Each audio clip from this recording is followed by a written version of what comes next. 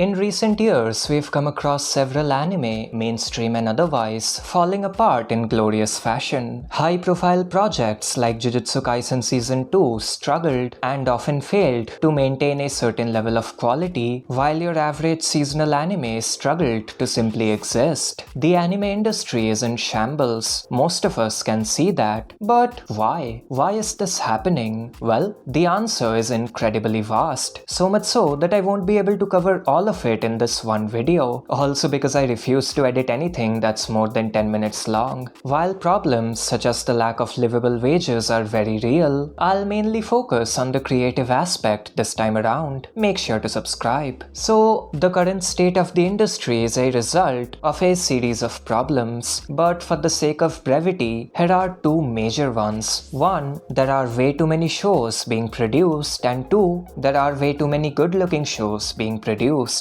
These two issues branch out into a series of specific problems that plague the industry. Let's dive deeper. This video is based on a series of Sakuga blog articles. All of them will be linked in the description. The digitization of anime back in the early 2000s was followed by a massive spike in the number of shows being produced. And generally speaking, that's not a bad thing. Digitization has made the process of anime production quicker and more accessible. But just like any other industry, this digitization is accompanied by over-commercialization. More shows meant that each show had less time, and less time meant that the artistic intent behind these shows had to be toned down. Less time also led to studios using convenient alternatives to raw skill and creativity, aka technology. Technology is a good thing, however, it's often abused. Techniques such as CGI animation and compositing are rarely used as stylistic choices. Instead, they are tools used by creators to fill the holes in the production. Think about it this way: if you were directing a struggling show, why would you hand draw every single desk in a classroom? Why not create a 3D model and duplicate it 30 times? It's a small change, but it will help you save time. While it seems like a harmless shortcut, stuff like this leads to a major problem, one that has several industry veterans concerned. An average modern animator is less skilled compared to one from the days gone by. To understand this issue, we need to look at the hierarchical training system that was present in the industry. One usually started off as an in-between animator, tracing over the works of veterans and filling in the blanks. They were then promoted to a key animator, where they received corrections from veterans, and then they'd move on to more important roles. This on-the-job training system has, for all intents and purposes, collapsed. Desperate producers hire anyone on Twitter who can hold a pen, and these young freelancers receive very little technical training. Many of them work remotely and don't even visit the studio. These issues, coupled with the lack of communication and language barriers, mean that knowledge and techniques are rarely passed down to the next generation of animators, which leads to the aforementioned decrease in the level of skill. And this is disastrous. Due to the lack of training, these young animators make a lot of mistakes, and it's up to the already overworked directors to correct them. Also, this lack of training leads to the disappearance of specialized animation, such as mechs and horses, which are often replaced with CGI. Speaking of which, technology doesn't help either. 3D layouts can be useful, but not when they are used to make up for one's lack of perspective knowledge. But you can't blame them for using technology like that, can you? Nearly every modern show out there struggles with production issues and impending deadlines. Technology is used as an attempt to cope with these god-awful schedules. Art takes time, and the lack of it forces teams to rely on shortcuts. One such shortcut is the fragmentation of the production process itself. The term second key animator was formally introduced to the medium back in 2002, mostly because of Yutaka Nakamura being really good at his job. The team wanted more of Nakamura, so they asked him to draw a ton of rough layouts, which would then be cleaned up by second key animators. Fast forward to the present day, and every single show features a second key animator credit, simply because it's impossible for the layout animator to clean up their own work. And that's a bad thing in this context. The original vision of the key animator is often lost because of this step. The role of an animation director underwent similar modifications. An AD corrects cuts of animation and maintains visual cohesion, but less time meant that they couldn't correct everything by themselves, which led to an increase in the number number of ADs per episode, and the creation of a Chief Animation Director role. A CAD is basically an AD for ADs. However, these days it's not uncommon to see multiple CADs being credited for a single episode, which defeats the purpose. What's next? A Chief Animation Director? Despite these changes, it's virtually impossible for a team to finish a one-core show by themselves. So what's the plan? Outsourcing. Outsourcing, aka entrusting a different studio with an aspect of a show or entire episodes, isn't a new thing whatsoever. In fact, outsourcing is about as old as anime itself. Its history can be traced back to the 60s, with Astro Boy enlisting the help of studios like Studio Zero, Onishi Pro and P Productions. However, these days, outsourcing isn't used to give the core team a break. Instead, it's used to make sure the project gets finished on time. Because of this, a production is often divided between several companies. The main studio rarely, if ever, handles every aspect. This leads to a decrease in communication and visual harmony. Basically, the anime industry's answer to the less time problem is to get more people involved, and as a result, individual visions are lost and quality standards are rarely adhered to. But then, if there has been a decrease in the overall quality across the medium, how come we get more Sakuga-heavy shows now than ever before? Does that not mean the average quality has increased? Well, not quite. The decline in quality is a lot more subtle. It rarely expresses itself through standout sequences. Instead, the decline is apparent when you look at your typical layout and shot composition. Companies know that fans like looking at flashy action and eye-catching movement, so they prioritize those aspects. As a result, shows end up scrambling to hire from a limited pool of quote-unquote Sakuga animators. Companies know most people won't notice flat layouts and subtle perspective issues, and they are correct. Fans jump for joy when they see a cool bit of Sakuga or a hyper-detailed drawing. Focusing on that stuff is a sensible thing to do from a businessman's point of view. It's genuinely upsetting how common perspective issues are these days. I was watching the seasonal anime The New Gate the other day, and the first episode was filled with these problems. Bland, boring layouts, a near complete lack of movement, and flat drawings are extremely common as well. It's very easy to find a shot with nothing interesting going on. An average fan won't notice these issues, and that's fine. Even I don't notice everything. But if you pay attention to the stuff, the decline in quality becomes apparent. A Spice and Wolf comparison post popped up on Twitter the other day, and it served as a perfect case study. I'm not referring to the aesthetic, by the way. I'm talking about the draftsmanship and layout quality. I am a fan of the modern anime aesthetic, but I can't deny the decline in quality. I know it's easy to point a finger at studios like MAPPA, and yes, they do suck, but it's an industry-wide issue, the cause of which is a lot more fundamental than you'd think. The core philosophy behind modern anime production is flawed. Of course, well-produced shows with healthy production cycles do exist, but they are few and far in between. Most projects suffer from these aforementioned issues. If you were expecting a positive takeaway from this video, I'm sorry, but the situation is simply unfortunate. As fans, there's very little we can do. The average fan doesn't care about these issues, and you can't blame them for it. They are consumers, and that's fine. The least we can do is be aware. That's about it. Liked the video? Check out this other bit of content on screen. Like and subscribe, and until next time.